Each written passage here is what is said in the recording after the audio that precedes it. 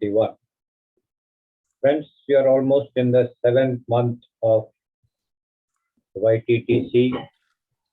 You have learned a lot of asanas, a lot of kriyas, mudras, bandhas. Wouldn't it be very nice if there is a yogic practice that we can do anywhere, anytime, without any restrictions? We would all love that. And would it be a cherry on the cake if that yogic practice is the pranayam? You have already learned some pranayams. You have practiced the simplest one, which is Anilom Vilom. So you know the benefits of pranayam. So if I can do it anywhere, anytime, without any restrictions, we would all love it. So friends, today we are going to learn such a simple, easy, beautiful pranayam. Now we all do a lot of things in life. We start something. We always want success in it. We want to be victorious in that. So what is a beautiful pranayam whose name itself is victory?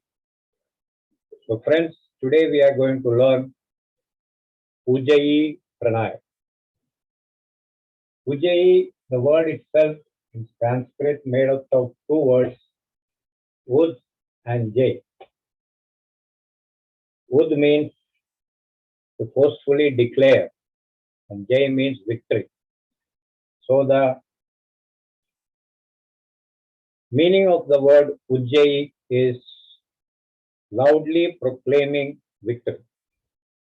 And pranayam, we all know, it is controlling the vital force inside our body or holding it. So we are going to do that, and we have additional advantage. We are going to use all the three bandhas we have learned together, and also getting the benefit of a mudra. As we all know, that mudras have a psychosomatic pleasurable effect. So a very simple pranayam with no restrictions, easy to do. Now let us see what are the effects of this pranayam on our body. So looking at the anatomy and physiology of the body, the local effect first, because any pranayam is breathing, it will be the respiratory system. So in the respiratory system, from the time we are born till the time we die, we are breathing. We don't even know what is happening. It goes on automatically. So the autonomous system of your brain is controlling your breathing. But whenever you do pranayama, you are controlling the breathing. That means in a simple way, you can see the automatic system is getting a rest because you are putting it on manual.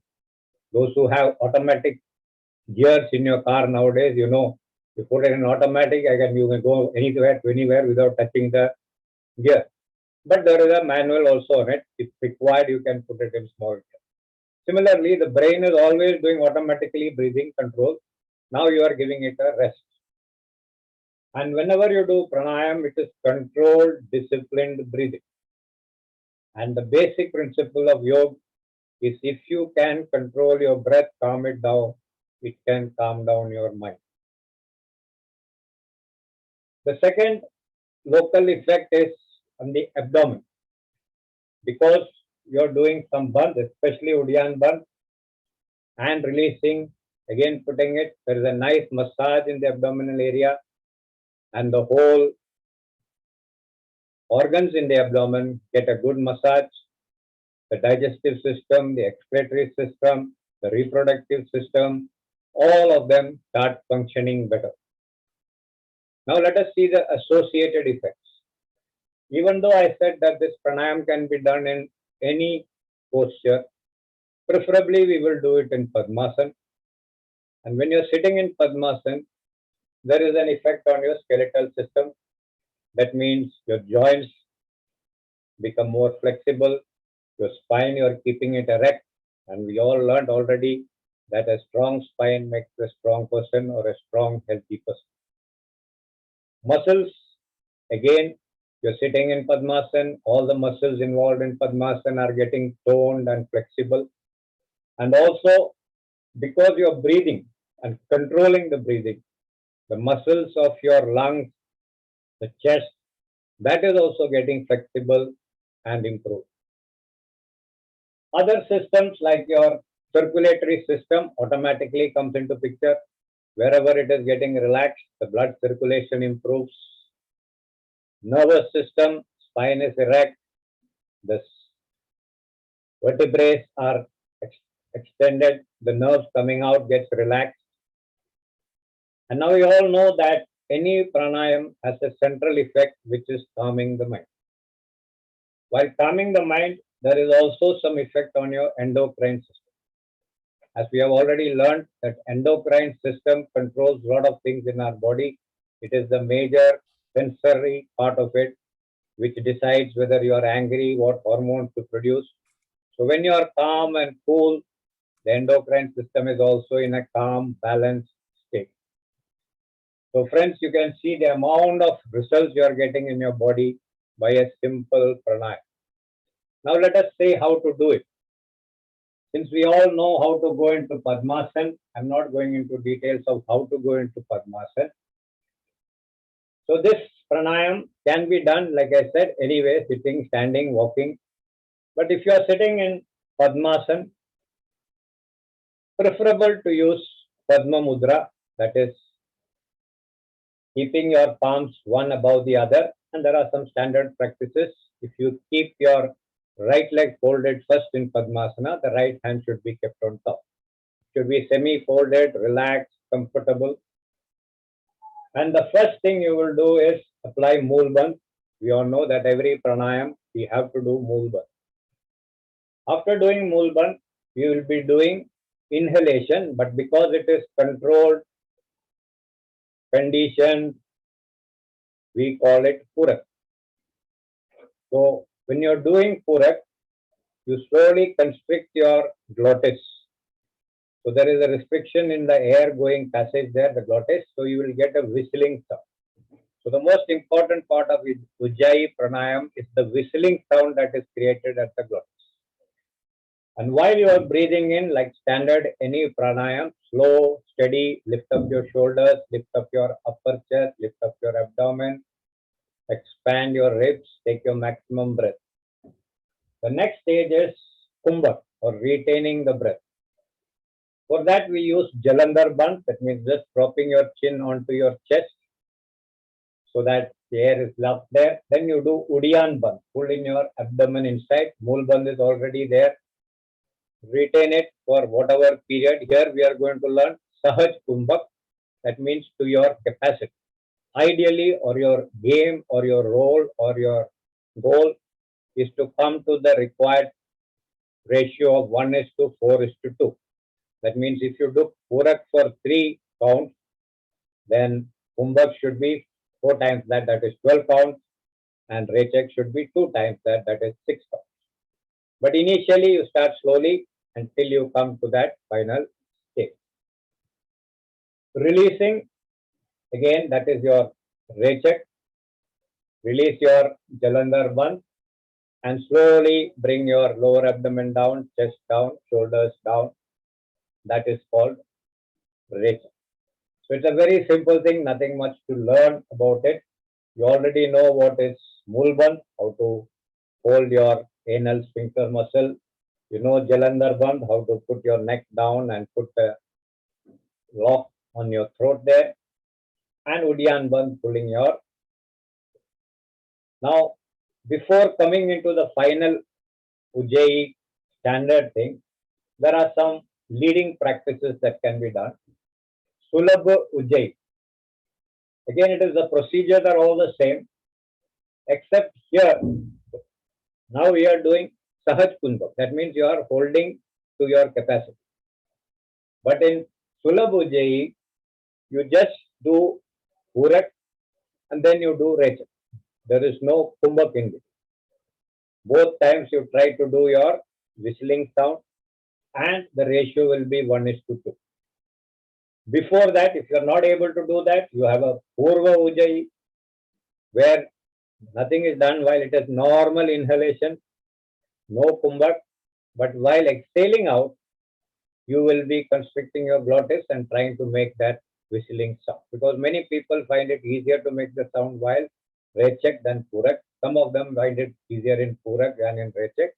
Whichever is comfortable to you, you practice it so you get the whistling sound correctly from both Purak and Rechak.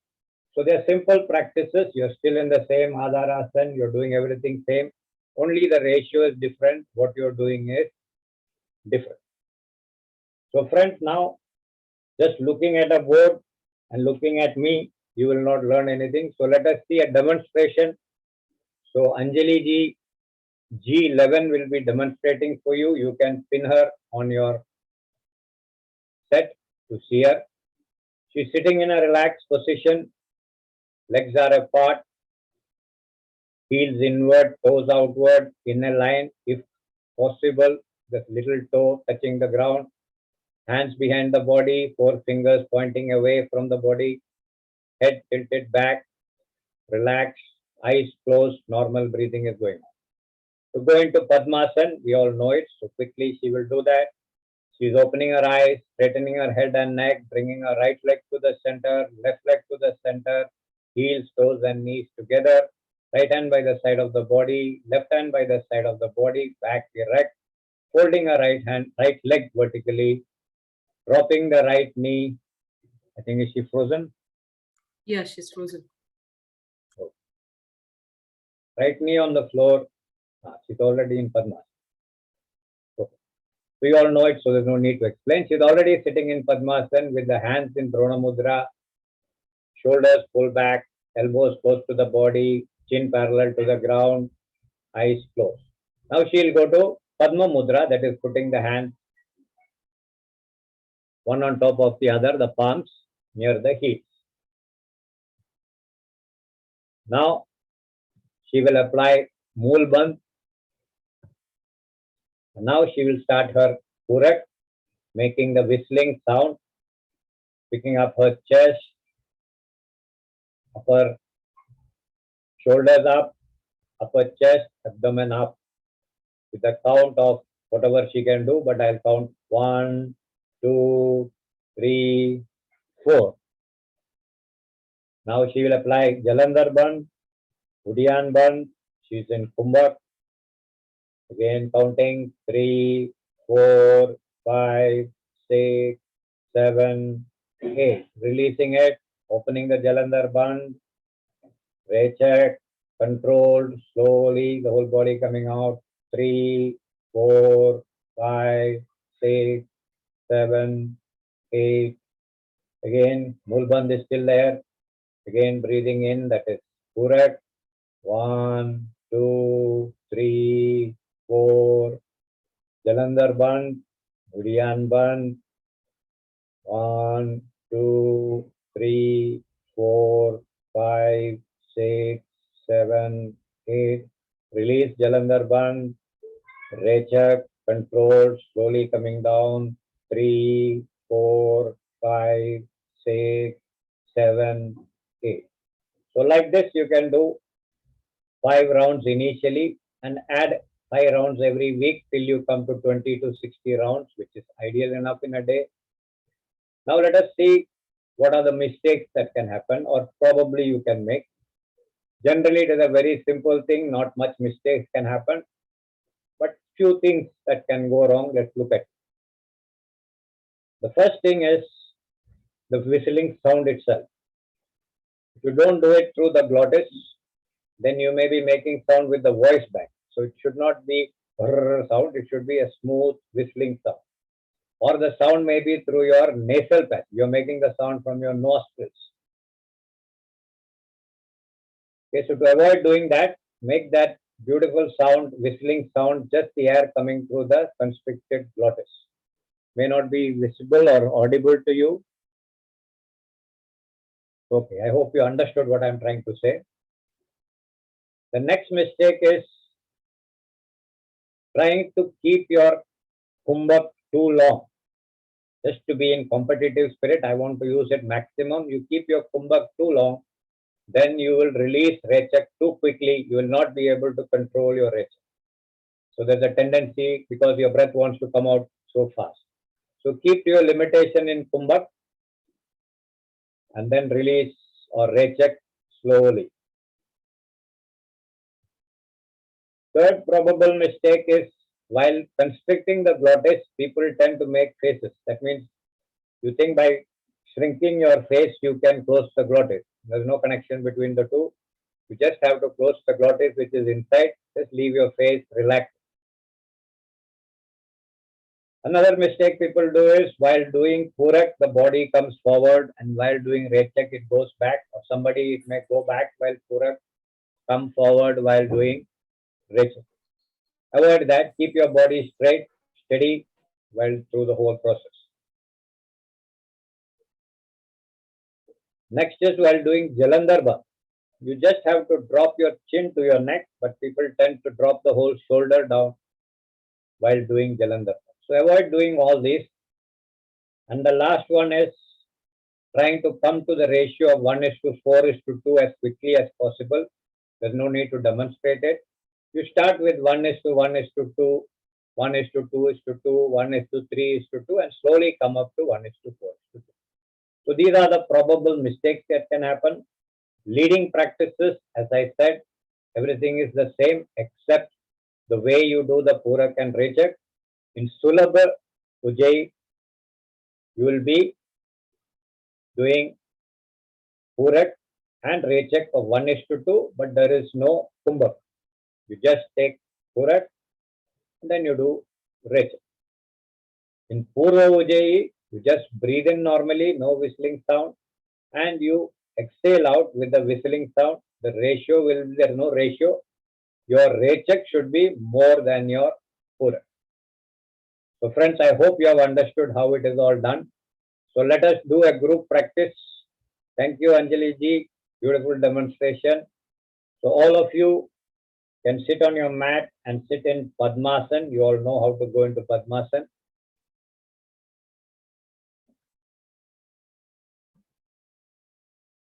So like many other asanas and pranayams, there are something called contraindications or something which should not be done. Like as we have already been saying, this is a very simple pranayam. There is nothing much that can go wrong.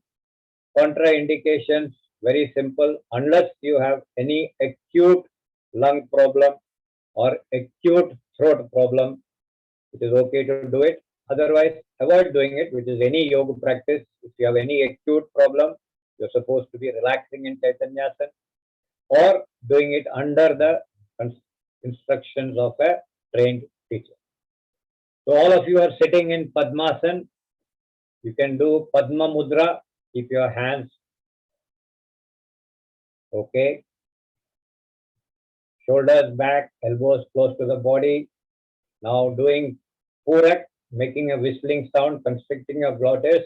1, 2, 3, 4. The whole chest should come up.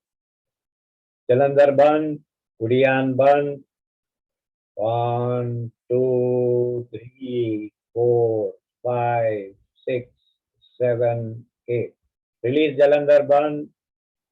Rechak. 1, 2, 3, 4, 5, 6. Mulband is still intact. Purak. 1, 2, 3, 4. Jalandhar Bandh, Udiyan Bandh, Kumbhak. 1, 2, 3, 4, 5, 6. Release Jalandhar Bandh. Rechak. 1, 2, 3, 4, 5, 6, 7, 8. So you can continue like this for 5 rounds. 1 Purak, Kumbhak, Rechak is 1 round, or whatever rounds you can do. So friends, thank you very much. All of you have done very nicely. Your shoulders going up and coming down. Now let us see the benefits of this simple as pranayam, but God of benefits. First, as the name says, it is a victory pranayam. It helps you to get ready to face all your hardships in life. That is the basic thing. Next is because it is breathing, your lungs become better. 20 minutes stronger. over. 20 minutes over. Please continue. Your lungs become stronger. Your breathing capacity improves. That means your normal breathing also becomes better. Your abdomen, digestive system, excretory system get better. Some types of amnesia, I think, will be controlled by this. And then it overall gives you the calming effect on your mind. So, friends, we saw a beautiful, simple, easy pranayam. We know why the name came, Ujjai. We know what are the effects of it on our body, different systems of our body.